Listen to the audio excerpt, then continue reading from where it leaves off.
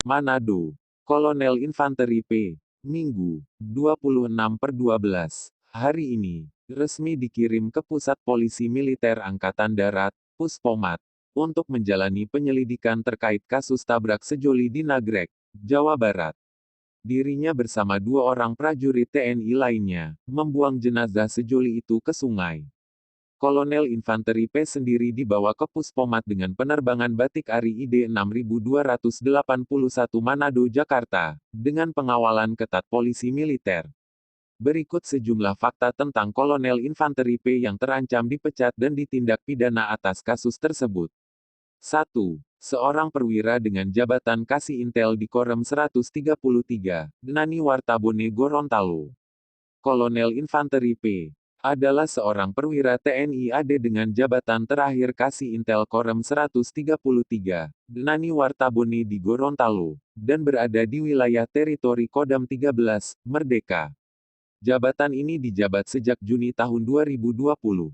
2. Sebelum tabrak sejoli di Nagrek, Kolonel INP ikut kegiatan Intel di Jakarta. Sebelum terlibat dalam kasus tabrakan sejoli di Nagrek, Jawa Barat, Kolonel Infanteri P baru saja mengikuti kegiatan dinas TNI, yakni evaluasi bidang Intel di Jakarta. Sebagai Kasih Intel Korem 133, Nani Wartabone, Kolonel Infanteri P diperintahkan mengikuti kegiatan evaluasi bidang Intel pada tanggal 6 dan tanggal 7 Desember. 3. Minta izin ke Jawa Tengah untuk temui keluarga. Kepala Penerangan Kodam, Kapendam, 13, Merdeka, Letkol In Johnson Sitorus, menjelaskan selepas mengikuti kegiatan dinas evaluasi Intel di Jakarta, Kolonel Infanteri P meminta izin untuk melihat keluarga di Jawa Tengah. Setelah mendapatkan izin, dirinya kemudian berangkat dari Jakarta pada Rabu, 8/12 pagi, lalu kemudian mengalami kecelakaan pada sore hari. 4. Sempat sembunyikan kasus tabrak sejoli di Nagrek dan bekerja seperti biasa.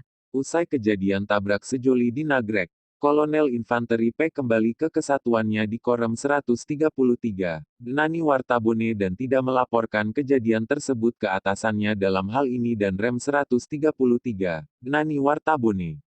Kolonel INP bekerja seperti biasa, sebelum akhirnya penyelidikan di Jawa Barat mengungkapkan jika yang bersangkutan terlibat dalam kasus tabrak sejoli di Nagrek, dan kemudian membuang jenazahnya di sungai. 5. Tiba di Bandara Jalaluddin Gorontalo pada tanggal 12 Desember tahun 2021. Kolonel Infanteri P, perwira TNI AD yang terlibat dalam kasus tabrak sejoli di Nagrek, kembali ke Gorontalo pada Minggu tanggal 12 Desember tahun 2021, atau 4 hari setelah kejadian tabrakan tersebut. Tercatat Kolonel Infanteri P tiba di Gorontalo menumpang pesawat dan mendarat di Bandara Jalaluddin sekira pukul 17.15 WITA. Setelah itu dirinya bertugas kembali seperti biasa di Korem 133, Nani Wartabone. 6. Diamankan langsung dan rem dan diserahkan ke Pomdam 13, Merdeka. Kolonel Infanteri P diamankan langsung dan rem 133, Nani Wartabone. Usai penyelidikan di Jawa Barat menunjukkan jika perwira dengan jabatan Kasih Intel tersebut sebagai satu dari 3 pelaku tabrakan sejoli di Nagrek, yang kemudian jasadnya dibuang ke sungai. Kolonel Infanteri P diamankan pada Kamis tanggal 23 Desember tahun 2021 dan langsung diserahkan ke Subpomdam 13 Merdeka di Gorontalo, sebelum akhirnya dibawa ke Manado untuk pemeriksaan lebih lanjut. 7. Mengakui kasus tabrak sejoli di Nagrek.